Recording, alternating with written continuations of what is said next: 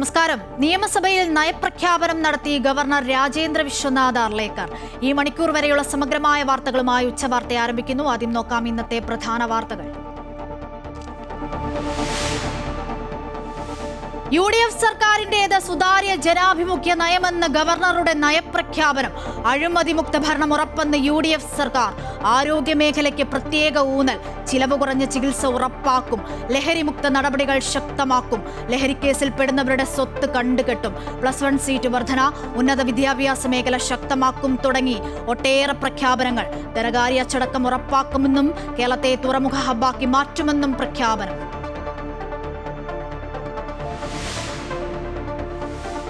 നയപ്രഖ്യാപനത്തിൽ നയരാഹിത്യമെന്ന് വിമർശിച്ച് പ്രതിപക്ഷ നേതാവ് പിണറായി വിജയൻ. കേന്ദ്ര അവഗണനയിൽ സർക്കാരിന് മൗനം. പ്രധാന പദ്ധതികളെക്കുറിച്ച് പരാമർശിച്ചില്ലെന്നും കിഫ്ബിയിലും കുടുംബശ്രീയിലും മൗനം പാലിച്ചെന്നും വിമർശനം. നിയമസഭയിൽ വന്ദേമാതരം മുഴുവൻ ആലപിക്കാത്തതിൽ വിമർശനവുമായി BJP. ഗവർണറെയും ലോക്ഭവനെയും അവഹേളിച്ചെന്ന് V. മുരളീധരൻ MLA. മുഖ്യമന്ത്രിയുടെ വാർത്താസമ്മേളനം വൈകിട്ട് 3 മണിക്ക്.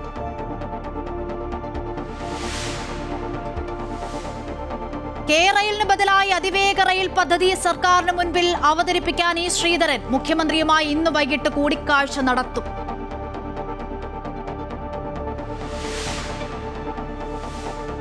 മാസപ്പടി കേസിൽ ഹൈക്കോടതിയിൽ വീണ്ടും അപ്പീൽ നൽകി CMRL. അന്വേഷണം തടയണമെന്നാവശ്യപ്പെട്ട് ഡിവിഷൻ ബെഞ്ചിനെ സമീപിച്ചു. UDF നേതാക്കൾക്കെതിരെയുള്ള അന്വേഷണം 2ാം ഘട്ടത്തിലെന്ന് ED ഉദ്യോഗസ്ഥരെ ആക്രമിച്ച കേസിൽ 13 പ്രതികൾ റിമാൻഡിൽ.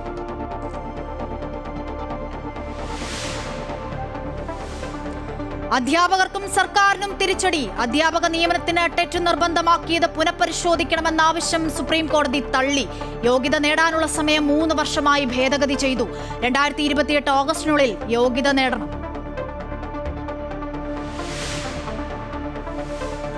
IPL 2ാം ക്വാളിഫയറിൽ രാജസ്ഥാൻ ഗുജറാത്ത് പോരാട്ടം ഇന്ന്. മത്സരം രാത്രി 7:30 മുതൽ. ജയിക്കുന്ന ടീം ഫൈനലിൽ. ലോകകപ്പ് ഫുട്ബോളിനുള്ള അർജന്റീന ടീമിനെ പ്രഖ്യാപിച്ചു. 26-അംഗ ടീമിനെ മെസ്സി നയിക്കും. അഴിമതിമുക്ത സുതാര്യ ഭരണം ഉറപ്പെന്ന പ്രഖ്യാപനവുമായി UDF സർക്കാരിന്റേത് സുതാര്യ ജനാഭിമുഖ്യ നയമെന്ന് ഗവർണറുടെ നയപ്രഖ്യാപനം. ആരോഗ്യമേഖലയ്ക്ക് പ്രത്യേക ഊന്നൽ നൽകുമെന്നും ലഹരിവിരുദ്ധ പ്രവർത്തനങ്ങൾ ഊർജിതപ്പെടുത്തുമെന്നും പ്രഖ്യാപനമുണ്ട്. ഭക്ഷ്യസുരക്ഷാ പദ്ധതി നടപ്പിലാക്കും. ഉപഭോക്തൃ സംരക്ഷണ നിയമം ശക്തമാക്കും. മനുഷ്യ വന്യമൃഗ സംരക്ഷണത്തിനായും ആക്രമണങ്ങൾ തടയുന്നതിനുമായും നടപടികൾ കാര്യക്ഷമമാക്കും. ക്യാൻസർ കെയർ, കമ്മ്യൂണിറ്റി കെയർ, വയോജന സംരക്ഷണം, ശിശു സംരക്ഷണം തുടങ്ങിയ മേഖലകളിൽ പ്രത്യേകം കരുതൽ. പോലീസ് നയത്തിൽ കാതലായ മാറ്റം കൊണ്ടുവരുമെന്നും നയപ്രഖ്യാപന പ്രസംഗത്തിൽ ഗവർണർ പറഞ്ഞു. With improved infrastructure, equipment, medicine availability and human resource support, with primary health centers receiving special attention through digital integration and expanded specialist services. Greater emphasis will be placed on preventive health care, medical health services, palliative care and elderly health care, alongside focused programs for lifestyle diseases, cancer care, maternal health, child nutrition and community-based healthcare systems. സംസ്ഥാനത്ത് ലഹരിമുക്ത നടപടികൾ ശക്തമാക്കുമെന്ന് നയപ്രഖ്യാപനത്തിൽ governor. Excise വകുപ്പിനെ പുനഃക്രമീകരിക്കും. ക്രമസമാധാന പരിപാലനം സംരക്ഷിക്കുന്നതിനു വേണ്ടി പ്രത്യേകം ഊന്നൽ നൽകും. പോലീസ് നയത്തിൽ കാതലായ മാറ്റം കൊണ്ടുവരുമെന്നും ഗവർണർ പറഞ്ഞു. Through outdated systems and conventional approaches, Kerala can no longer address the challenges of narcotic abuse, organized drug networks, alcoholic behavioral addiction, and revenue leakages. Time has come for a decisive and transformational shift in the functioning of the Excise Department. Accordingly, the department will be reimagined and rebuilt as a modern, intelligence-driven, technology-enabled, people-centric institution committed not merely to regulation but to public welfare. Operation Tufan is the new operation being undertaken by Kerala Police to signal a swift, unyielding tactical assault aimed at completely uprooting the state's drug network. Our focus is to weaponize statutory laws like the NDPS Act and PIT NDPS Act to permanently freeze assets, dismantle interstate supply chains, and construct a proactive, impenetrable security shield around our society. UDF സർക്കാരിന്റെ നയപ്രഖ്യാപന പ്രസംഗത്തിനെതിരെ കടുത്ത വിമർശനവുമായി പ്രതിപക്ഷം. നയരാഹിത്യമാണ് പ്രസംഗമെന്ന് പ്രതിപക്ഷ നേതാവ് പിണറായി വിജയൻ ചൂണ്ടിക്കാട്ടി. പുതുയുഗ കേരളത്തിനുള്ള route map ഇല്ലെന്നും അദ്ദേഹം കുറ്റപ്പെടുത്തി. കേന്ദ്ര അവഗണനയിൽ സർക്കാരിന് മൗനം. യുദ്ധ സാഹചര്യത്തെ മറികടക്കാനുള്ള പ്രഖ്യാപനമില്ല. സാമ്പത്തിക സ്ഥിതി അപകടത്തിലാണെന്ന് വരുത്താനുള്ള ശ്രമമാണ് സർക്കാർ നടത്തുന്നതെന്നും അദ്ദേഹം പറഞ്ഞു. ഒട്ടേറെ പ്രധാനപ്പെട്ട പദ്ധതികളുണ്ട്. അതിനെക്കുറിച്ചൊന്നും പരാമർശമേ ഇല്ല. നമ്മുടെ സംസ്ഥാനത്തിൻ്റെ ധനകാര്യസ്ഥിതി റിസർവ് ബാങ്ക് തന്നെ അംഗീകരിച്ച കണക്കനുസരിച്ച് 5429 കോടി രൂപ ഖജനാവിൽ നീക്കിയിരിപ്പ് വെച്ചുകൊണ്ടാണ് LDF സർക്കാർ ഇറങ്ങിയത്.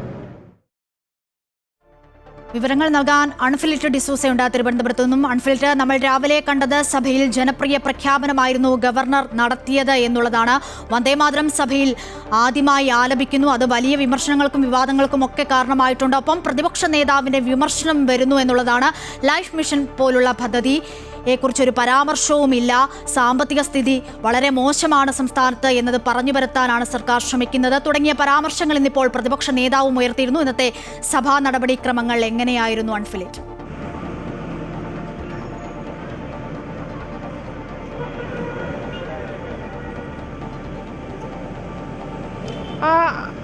അശ്വിനി, ഏറ്റവും സുപ്രധാനമായ ഒരു നയപ്രഖ്യാപന പ്രസംഗം തന്നെയായിരുന്നു ഇന്ന് നിയമസഭയിലുണ്ടായത്. അതായത് വി.ഡി. സതീശൻ സർക്കാർ അധികാരമേറ്റതിനു ശേഷം, UDF സർക്കാർ അധികാരമേറ്റതിനു ശേഷമുള്ള ആദ്യത്തെ നയപ്രഖ്യാപന പ്രസംഗം തന്നെയായിരുന്നു. എല്ലാവരും ആകാംക്ഷയോടെ നോക്കിയിരുന്നത് ഒരു സർക്കാർ പുതുതായിട്ട് ചുമതലയേൽക്കുമ്പോൾ എങ്ങനെ എത്രത്തോളം ജനക്ഷേമ ജനപ്രിയ ബജറ്റ് പദ്ധതികൾ അല്ലെങ്കിൽ കാര്യങ്ങൾ വാഗ്ദാനങ്ങളൊക്കെ നടപ്പാക്കുന്ന ഒരു നയപ്രഖ്യാപനമായിരിക്കുമെന്നത്. അതുപോലെ തന്നെയായിരുന്നു ജനങ്ങളെ ചേർത്ത് നിർത്തുന്ന, പ്രത്യേകിച്ച് ഇതിൽ എടുത്തു പറയേണ്ടതിനെ വിലയിരുത്തുമ്പോൾ സ്ത്രീ സൗഹൃദമായ, സ്ത്രീകളെ ചേർത്ത് നിർത്തുന്ന എല്ലാ മേഖലയിലും, അത് വിദ്യാർത്ഥിനികളെ ഉൾപ്പെടെ സ്ത്രീകളെ ചേർത്ത് നിർത്തുന്ന വിവിധ മേഖല കൈത്താങ്ങാകുന്ന ഒരു നയപ്രഖ്യാപന നയം തന്നെയായിരുന്നു UDF സർക്കാരിൻ്റെ. അത് സ്ത്രീകൾക്ക് പ്രസവാവധി, അതായത് അസംഘടിത മേഖലയിൽ 6 മാസം പ്രസവാവധി നൽകുന്നത് ഉൾപ്പെടെ, സ്ത്രീകൾക്ക് നാപ്കിനുകൾ, അതോടൊപ്പം പാദരക്ഷകൾ ഉൾപ്പെടെയുള്ളവ നൽകുന്നു. സാനിറ്ററി നാപ്കിനുകൾ ഉൾപ്പെടെയുള്ളവ നൽകുന്നു.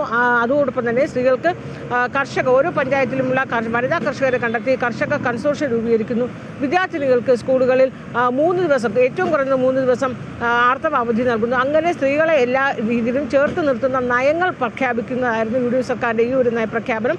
അതോടൊപ്പം എല്ലാ മേഖലകളിലും ജനക്ഷേമവും അതോടൊപ്പം കൂടുതൽ കാര്യക്ഷമമാകുന്ന വിവിധ പദ്ധതികൾ, നമുക്ക് ആഭ്യന്തര വകുപ്പിലായാലും ലഹരി വിമുക്തമാക്കാൻ നടപടികൾ, ഒപ്പം തന്നെ പ്രകടന പത്രികയിൽ പറഞ്ഞ KSRTCയിലെ സ്ത്രീകളുടെ സൗജന്യ യാത്ര അടക്കമുള്ള എല്ലാ സർക്കാരിൻ്റെ ഇന്ദിരാ ഗ്യാരണ്ടി ഉൾപ്പെടെയുള്ള എല്ലാ മേഖലകളിലും കൈത്താങ്ങാകുന്ന ഒരു നയപ്രഖ്യാപനം തന്നെയായിരുന്നു ഉണ്ടായിരുന്നത്. ഇതിലെടുത്തു പറയേണ്ടതും കേന്ദ്ര പതിവ് രീതികളിൽ നിന്നൊക്കെ വ്യത്യസ്തമായി കേന്ദ്രത്തെ ഒരു അക്ഷരം പോലും വിമർശിക്കുന്ന ഒന്നും തന്നെ ഉണ്ടായിരുന്നില്ല. ഫെഡറലിസത്തിൽ ഊന്നിയുള്ള, ഫെഡറലിസത്തെ പരസ്പരം അംഗീകരിച്ചു കൊണ്ടുള്ള സർക്കാരായിരിക്കും എന്നത് കൂടി പറയുമ്പോൾ, അത് കേന്ദ്ര സർക്കാരിനെ അംഗീകരിച്ചു കൊണ്ടുള്ള കേന്ദ്ര സർക്കാരിൻ്റെ നയങ്ങൾ അല്ലെങ്കിൽ തൽക്കാലം കേന്ദ്രത്തെ എതിർക്കുന്നില്ല എന്നുകൂടി പ്രഖ്യാപിക്കുന്നത് തന്നെയായിരുന്നു നയപ്രഖ്യാപനം.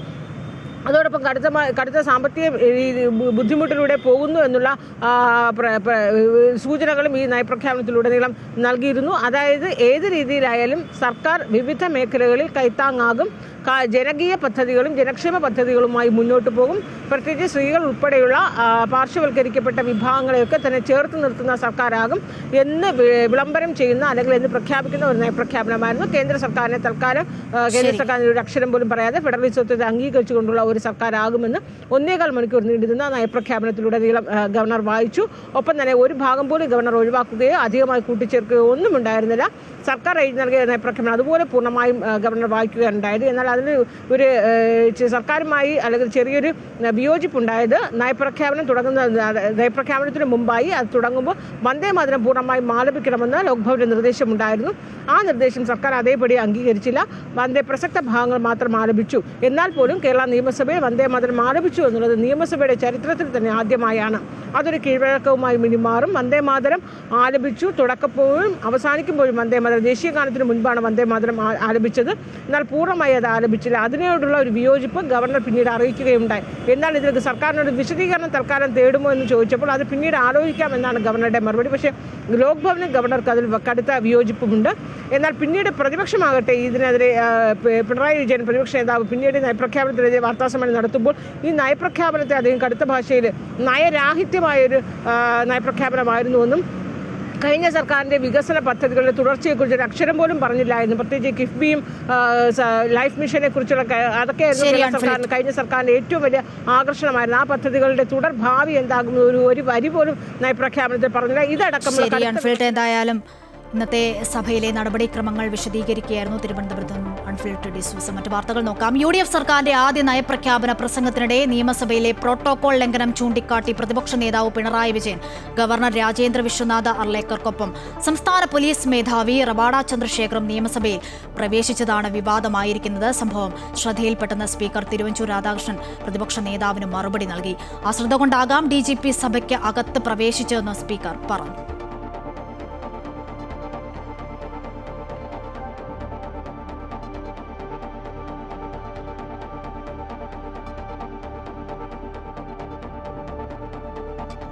നിയമസഭയിൽ ചരിത്രത്തിലാദ്യമായി വന്ദേ മാതരം ആലപിച്ചു. എന്നാൽ ദേശീയഗീതം മുഴുവൻ ആലപിച്ചില്ല. നയപ്രഖ്യാപനം തുടങ്ങുന്നതിനു മുൻപും അവസാനിച്ചതിനു ശേഷവും വന്ദേ മാതരം ആലപിച്ചു. 2 തവണയും ഭാഗികമായി മാത്രമേ വന്ദേ മാതരം ബാൻഡിൽ വായിച്ചുള്ളൂ. വന്ദേ മാതരം മുഴുവൻ വായിക്കേണ്ടെന്ന് മുഖ്യമന്ത്രി നിർദ്ദേശിച്ചിരുന്നു. എന്നാൽ മുഴുവൻ വായിക്കണമെന്ന് ഗവർണറും ആവശ്യപ്പെട്ടിരുന്നു. മുഖ്യമന്ത്രിയുടെ സത്യപ്രതിജ്ഞാ ചടങ്ങിൽ വന്ദേ മാതരം മുഴുവൻ ആലപിച്ചത് ചർച്ചകൾക്കിടയാക്കിയിരുന്നു.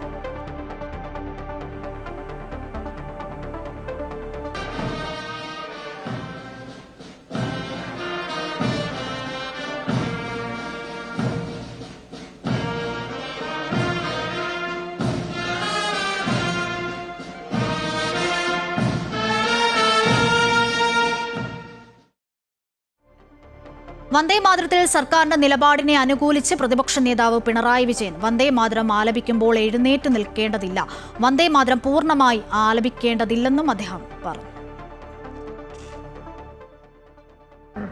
വന്ദേ മാതരം മുഴുവനായിട്ട് ആലപിക്കേണ്ട കാര്യമില്ല. അതിൽ നേരത്തെ തന്നെ വ്യക്തത വരുത്തിയിട്ടുള്ള കാര്യമാണ്. അതിലെ ആദ്യത്തെ 2 ഈരടികളാണ് ചൊല്ലേണ്ടത്. അതാണ് ഇവിടെ ചൊല്ലിയത്. ആ ചൊല്ലിയതിന് മറ്റ് തടസ്സങ്ങളില്ല.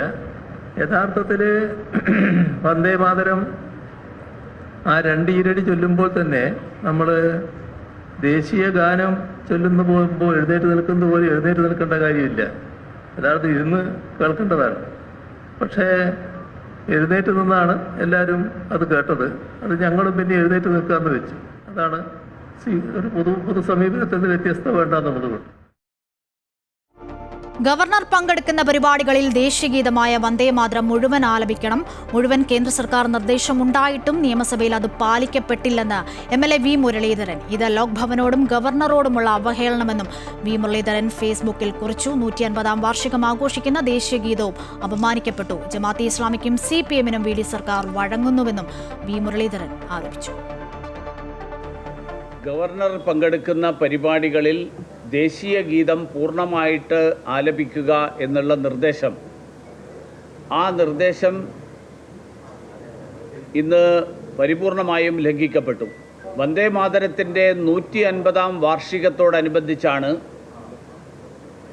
ഈ നിർദ്ദേശം കേന്ദ്ര സർക്കാർ എല്ലാ സംസ്ഥാനങ്ങളിലും രാഷ്ട്രപതി, ഉപരാഷ്ട്രപതി, ഗവർണർ എന്നീ ഭരണഘടനാപരമായിട്ടുള്ള ചുമതലകൾ വഹിക്കുന്നവർ പങ്കെടുക്കുന്ന പരിപാടികളിൽ വന്ദേ മാതരം അതിൻ്റെ പൂർണ്ണ രൂപത്തിൽ ആലപിക്കുക എന്നുള്ള തീരുമാനം പ്രഖ്യാപിക്കപ്പെട്ടത്. മാസപ്പടി കേസിൽ ഹൈക്കോടതിയിൽ CMRL വീണ്ടും അപ്പീൽ നൽകി. അന്വേഷണം തടയണമെന്നാവശ്യപ്പെട്ട് ഡിവിഷൻ ബെഞ്ചിനെയാണ് സമീപിച്ചിരിക്കുന്നത്. വിവരങ്ങൾ നൽകാൻ കൊച്ചിയിൽ നിന്നും അഡ്വക്കേറ്റ് രാജേഷ് ഉണ്ട്.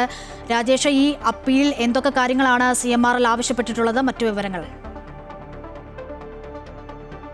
പ്രധാനമായും CMR സിംഗിൾ ബെഞ്ചിൽ ഉന്നയിച്ച കാര്യങ്ങൾ തന്നെയാണ്. ഈ ഒരു കേസിൽ ഇരട്ട അന്വേഷണമാണ് നടക്കുന്നത് എന്നുള്ള ആ ആരോപണം തന്നെയാണ് വീണ്ടും ഉന്നയിച്ചിട്ടുള്ളത്.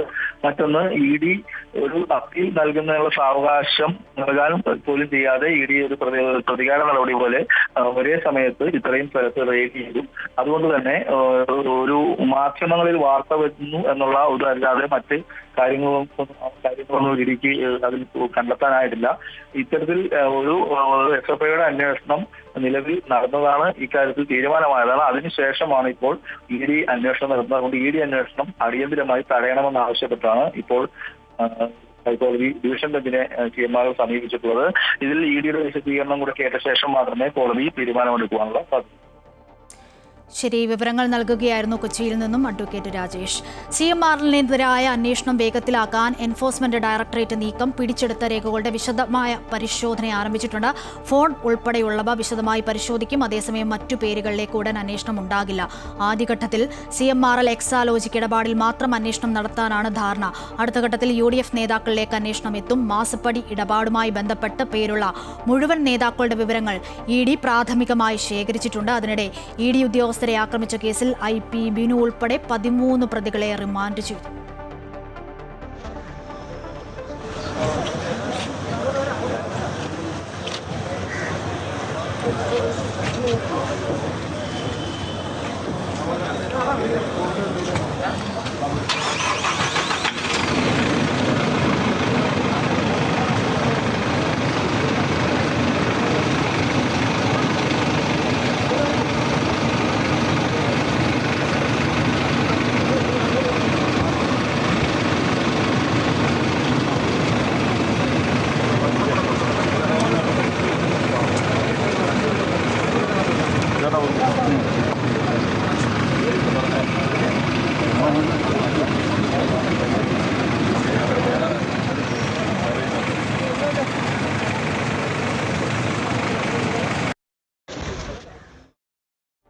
ED നടപടിയിൽ മുഖ്യമന്ത്രിയുടെ മൗനം സംബന്ധിച്ച വിഷയത്തിൽ അത് വ്യക്തമാക്കേണ്ടത് മുഖ്യമന്ത്രിയെന്ന് പിണറായി വിജയൻ പ്രതികരിച്ചു.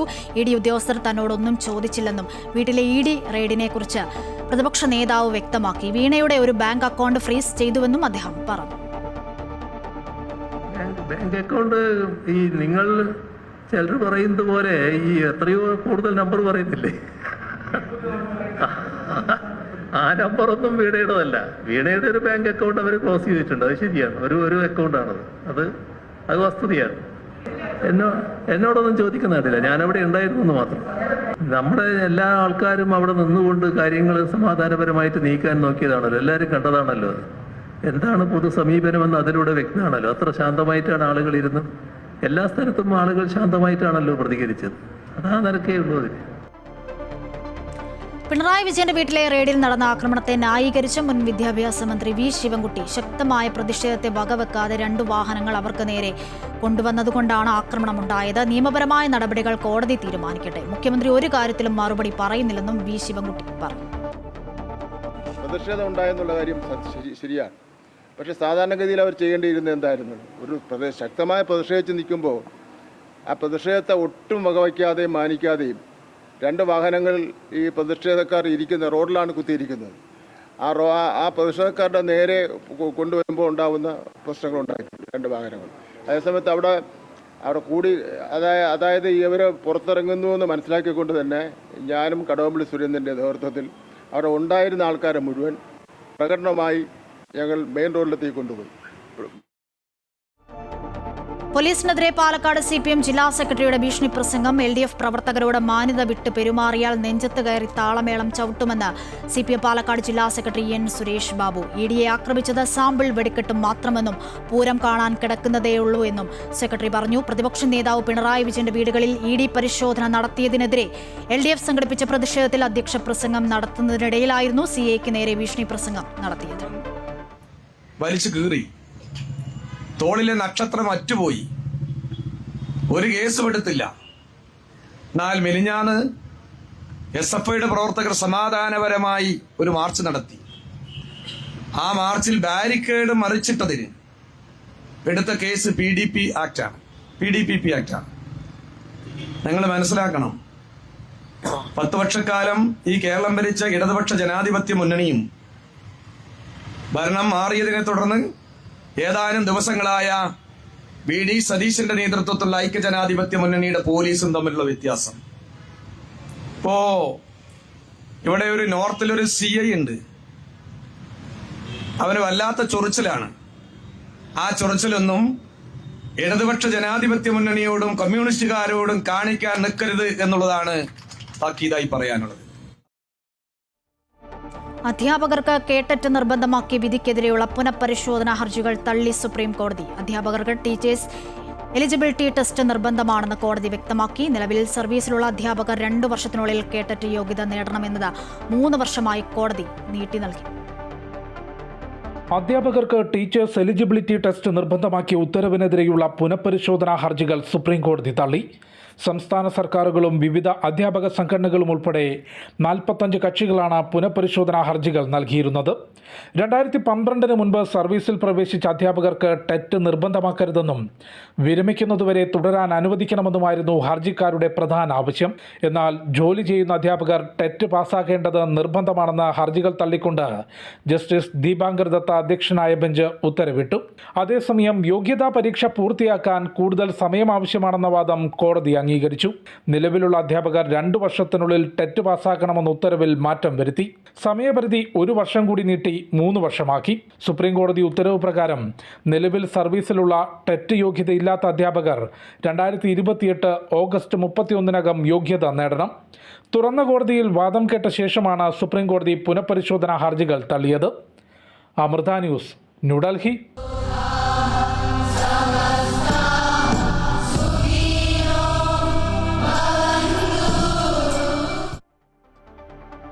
വാർഷിക മഹോത്സവം ആഘോഷമാക്കാൻ കോഴിക്കോട് ബ്രഹ്മസ്ഥാനം ഒരുങ്ങിക്കഴിഞ്ഞു. വാർഷികത്തിന്റെ മുഖ്യ കാർമ്മികത്വം നിർവഹിക്കാനായി സദ്ഗുരു ശ്രീ മാതാമൃതാനന്ദമയി ദേവി നാളെ വൈകിട്ട് കോഴിക്കോടെത്തും. മെയ് 31, ജൂൺ 1 തീയതികളിലാണ് വാർഷിക മഹോത്സവം. 6 വർഷങ്ങൾക്ക് ശേഷം സദ്ഗുരു ശ്രീ മാതാമൃതാനന്ദമയി ദേവി കോഴിക്കോട് എത്തുന്നു എന്ന പ്രത്യേകത കൂടിയുണ്ട് ഇത്തവണത്തെ ബ്രഹ്മസ്ഥാന വാർഷിക മഹോത്സവത്തിന്. അമ്മയുടെ അനുഗ്രഹം വാങ്ങാനും വാർഷിക മഹോത്സവത്തിൽ പങ്കെടുക്കാനുമായി എത്തുന്ന ഭക്തജനങ്ങൾക്കായി വിപുലമായ സൗകര്യങ്ങളാണ് സംഘാടക സമിതി ബ്രഹ്മസ്ഥാനത്ത് ഒരുക്കിയിരിക്കുന്നത്. അമ്മ വരാറായ സമയത്ത് ഇപ്പോൾ സാധാരണ യജ്ഞശാല അതിൻ്റെ പൂർത്തീകരണം ആയിട്ടുണ്ട്.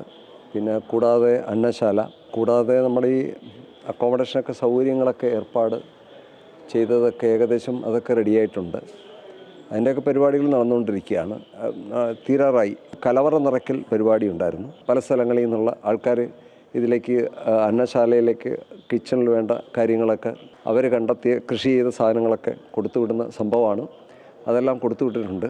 10,000 പേർക്ക് ഇരിക്കാവുന്ന പന്തലിന്റെ പണിയും ഏകദേശം പൂർത്തിയായിട്ടുണ്ട്. പ്രത്യേക സ്റ്റാളുകൾക്കായുള്ള പണികൾ പുരോഗമിക്കുകയാണ്.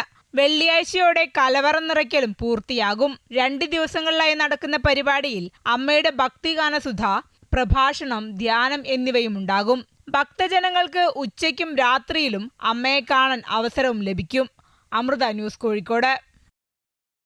സംസ്ഥാനത്ത് കനത്ത മഴ തുടരുമെന്ന് കേന്ദ്ര കാലാവസ്ഥാ വകുപ്പിന്റെ മുന്നറിയിപ്പ്. തിരുവനന്തപുരം മുതൽ എറണാകുളം വരെയുള്ള ജില്ലകളിൽ യെല്ലോ അലർട്ടാണ്. ഒറ്റപ്പെട്ട ശക്തമായ മഴയ്ക്കുള്ള സാധ്യതയാണ് ജില്ലയിൽ പ്രവചിച്ചിരിക്കുന്നത്. തെക്കൻ മധ്യ കേരളത്തിൽ പരക്കെ മഴയുണ്ടാകുമെന്നും ശക്തമായ കാറ്റിനും ഇടിമിന്നലിനും സാധ്യതയുണ്ടെന്നും കാലാവസ്ഥാ വകുപ്പ് അറിയിച്ചു. 2 ദിവസത്തിനകം കാലവർഷം ലക്ഷദ്വീപിലെത്താൻ സാധ്യതയെന്നും കാലാവസ്ഥാ വകുപ്പ് പ്രവചിക്കുന്നു.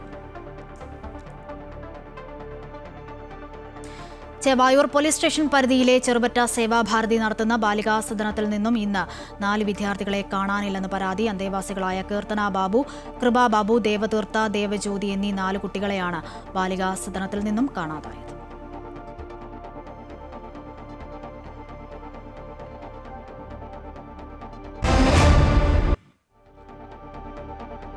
കായിക വാർത്തകൾ നോക്കാം. ലോകകപ്പ് ഫുട്ബോളിനുള്ള അർജന്റീന ടീമിനെ പ്രഖ്യാപിച്ചു. 26-അംഗ ടീമിനെ ലയണൽ മെസ്സി നയിക്കും. 2022 ജയിച്ച ടീമിലെ 17 പേരെയും ടീമിൽ ഉൾപ്പെടുത്തി. മാർക്കസ് അക്യൂനെ ഒഴിവാക്കി.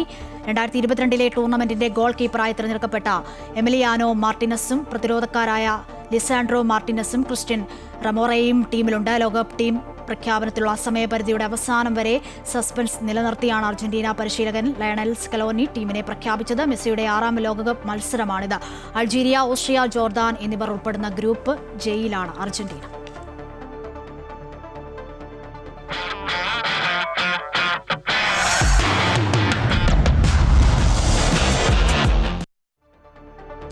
IPL രണ്ടാം ക്വാളിഫയറിൽ രാജസ്ഥാൻ ഗുജറാത്ത് പോരാട്ടം ഇന്ന് നടക്കും. രാത്രി 7:30 മുതലാണ് മത്സരം. ജയിക്കുന്ന ടീം ഫൈനലിൽ കടക്കും. എലിമിനേറ്റർ മത്സരത്തിൽ സൺറൈസേഴ്സ് ഹൈദരാബാദിനെ കീഴടക്കിയാണ് രാജസ്ഥാൻ റോയൽസ് ക്വാളിഫയറിൽ കടന്നത്. ആദ്യ ക്വാളിഫയർ ബംഗളൂരുവിനോട് തോറ്റതിന്റെ ക്ഷീണത്തോടെയാണ് ഗുജറാത്ത് എത്തുന്നത്. ഇന്ന് ജയിക്കുന്ന ടീം ഫൈനലിൽ ബംഗളൂരുവിനെ നേരിടും. ഇതോടെ ഉച്ചവാർത്ത പൂർണ്ണമാകുന്നു. കൂടുതൽ വാർത്തകൾക്കായി അമൃത ന്യൂസിന്റെ യൂട്യൂബ് ചാനൽ സന്ദർശിക്കുക. നമസ്കാരം.